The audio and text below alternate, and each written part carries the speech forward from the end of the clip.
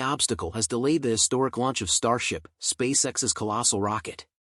The second test flight of the giant vehicle, which could one day take humans to Mars, was scheduled for Friday morning, November 17.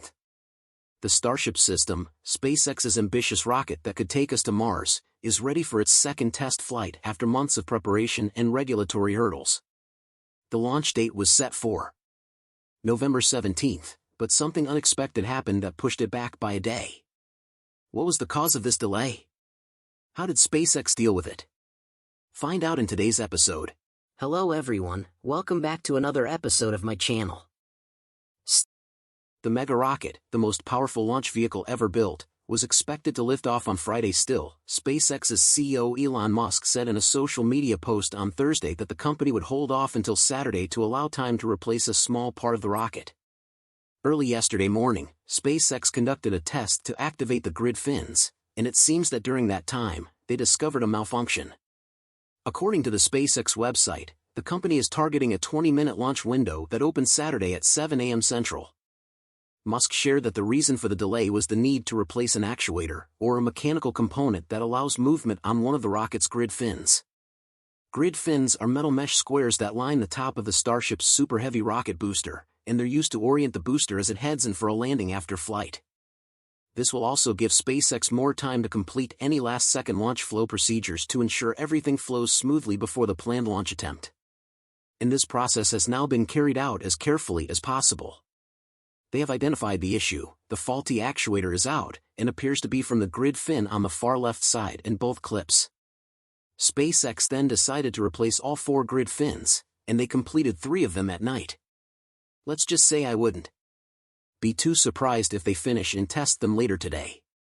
If SpaceX is unable to launch on Saturday, they do have another opportunity on Sunday, but the weather starts coming into play on Sunday and Monday, and with Thanksgiving just around the corner, they could also force a delay into the 27th and beyond. SpaceX is only allotted a few closures per year, and generally around major holidays, they are unable to close the launch site. All eyes will certainly be on Starbase early Saturday morning as the world's most powerful rocket attempts its second test flight. SpaceX will be streaming the launch on their website and of course on X. Be sure to tune in if you're not in the area for the launch. And honestly, the grid fins are much smaller in proportion to the overall Starship, but they play a crucial role in the entire flight process of this massive rocket.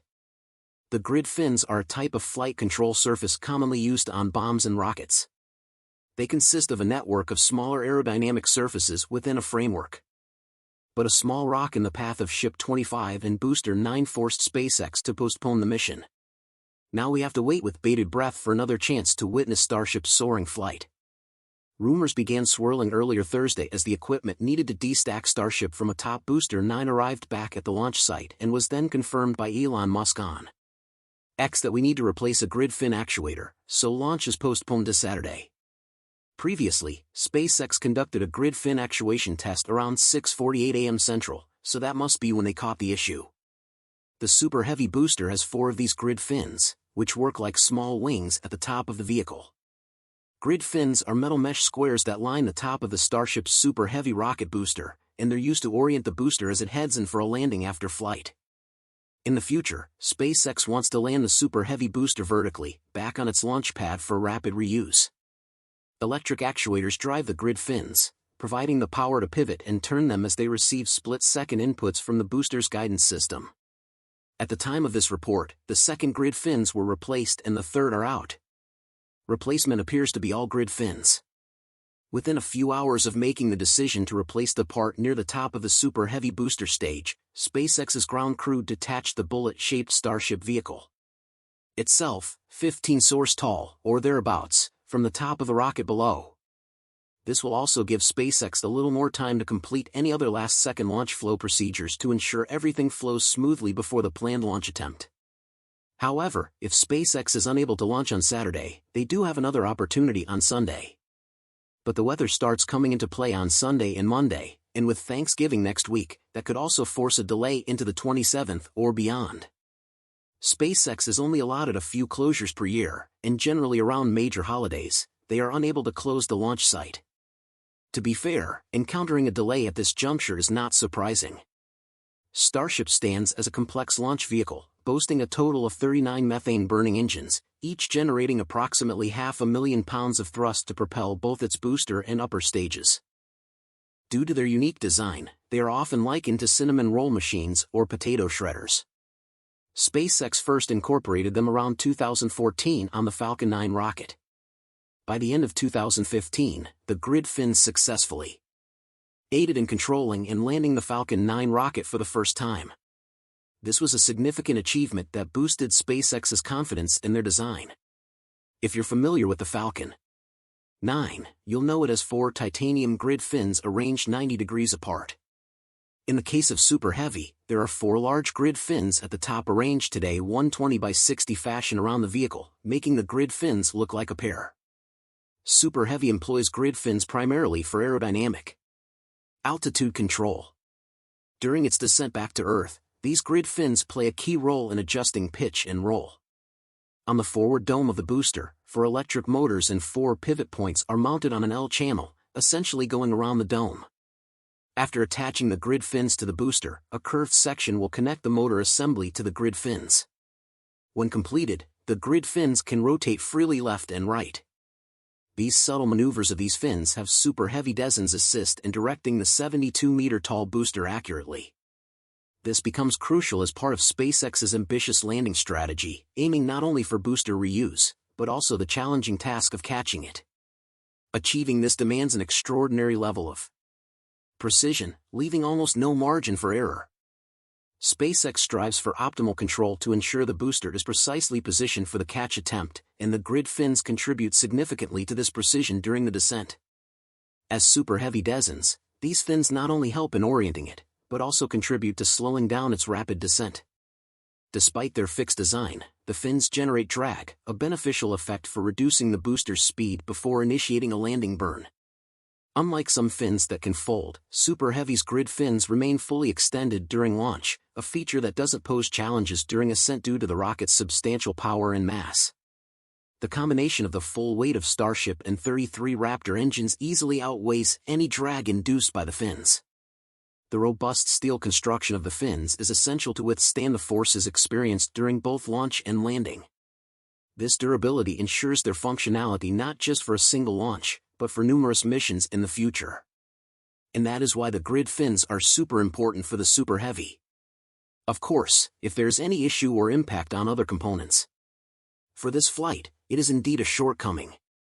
During the wait for the launch permit, the grid fins on Booster 9 have been tested multiple times by SpaceX, and we can see it operating normally.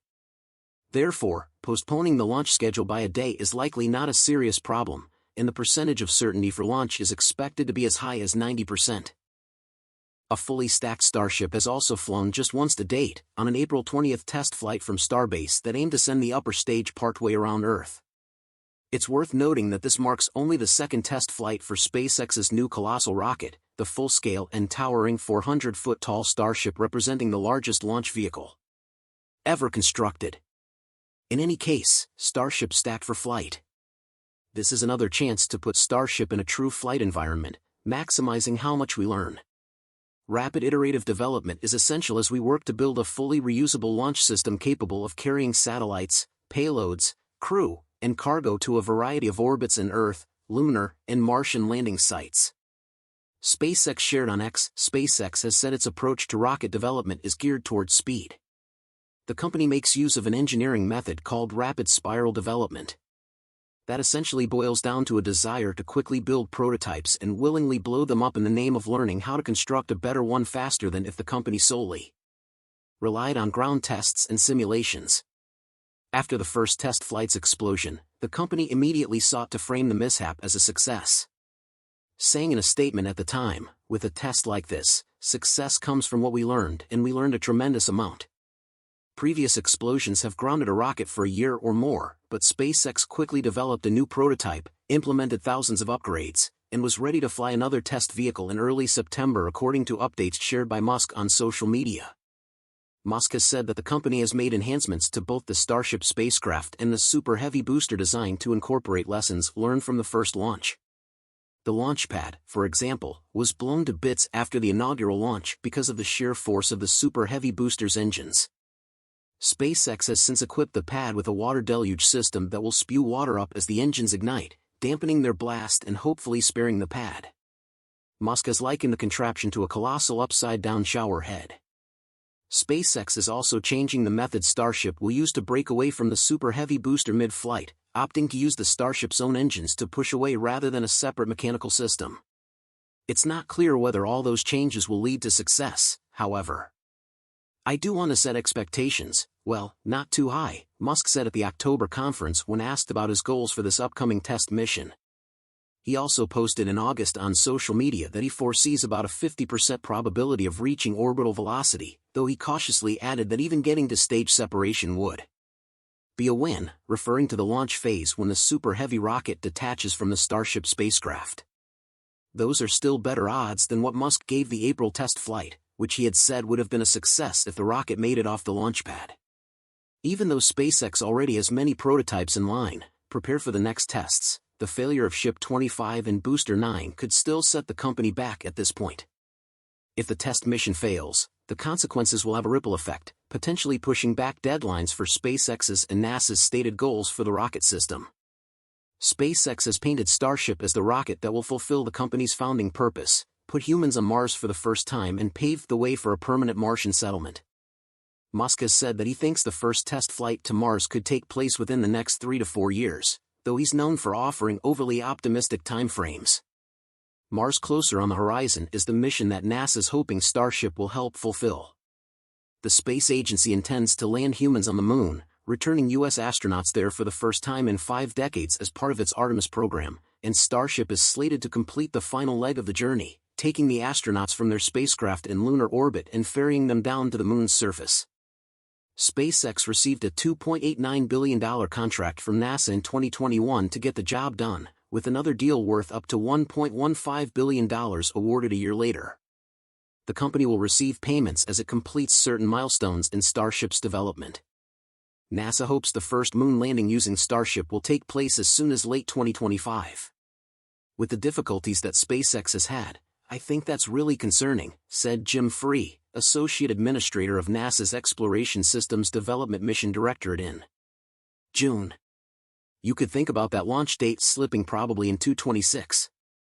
In a recent interview, NASA Administrator Bill Nelson said he was eager for SpaceX to resume flight testing. Before NASA allows its astronauts on board, SpaceX must demonstrate that Starship can fly safely. The company will also need many flight tests to master how to refuel the rocket in Earth orbit before going to the Moon. A very difficult challenge that's never been done before. However, will China beat the United States back to the Moon? It's frighteningly possible. It is essential to us that SpaceX be able to test their rocket, Nelson said, adding that a major delay would be a very considerable concern to NASA. Part of that concern is driven by what he said was the space race of getting to the Moon before China, and so of course we're counting on SpaceX. The U.S. Space Agency is aiming to put boots on the Moon sooner rather than later as it's racing against China to create the first permanent lunar base. That being said, hopefully Starship will launch this week. And that's about it for today's episode. Thank you so much for tuning in, and that's all for today's update. If you enjoyed watching and found it useful, please make sure to subscribe to MY channel and hit the like button, and if you'd like to support our channel even further, you can go on ahead and hop on over to our perks through the link in the description below. Thanks for watching, and I'll see you in the next one. By the way, are you familiar Ipa-toktok Philippines app? Ipa-toktok is a delivery service app designed to connect more people by delivering items door to door. For more information, download the Ipa-toktok app, here down below.